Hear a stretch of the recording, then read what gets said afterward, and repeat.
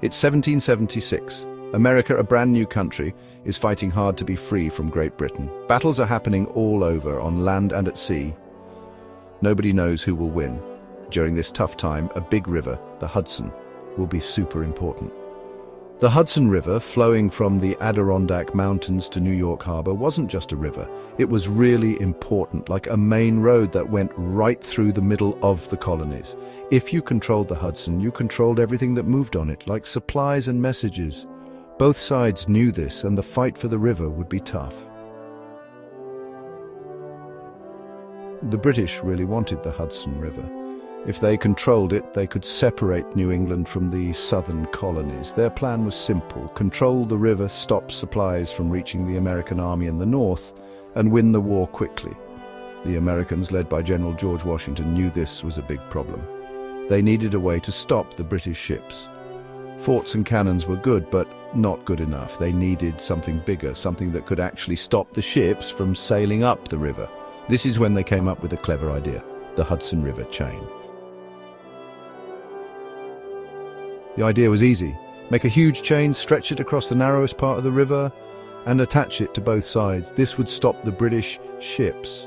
But making it happen was really hard. It was a huge project. The chain was amazing for its time. It was about 600 yards long and weighed a massive 186 tons. It was made of many iron links, each one weighing between 500 and 1,500 pounds.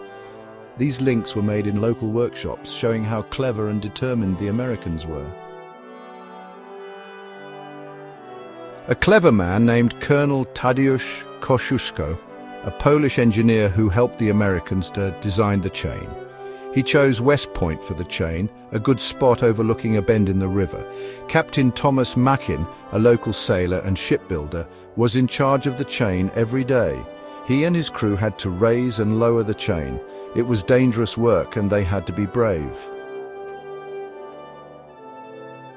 The Hudson River Chain wasn't just there to scare the British, it actually worked. Many times British ships tried to sail up the river but couldn't get past the chain.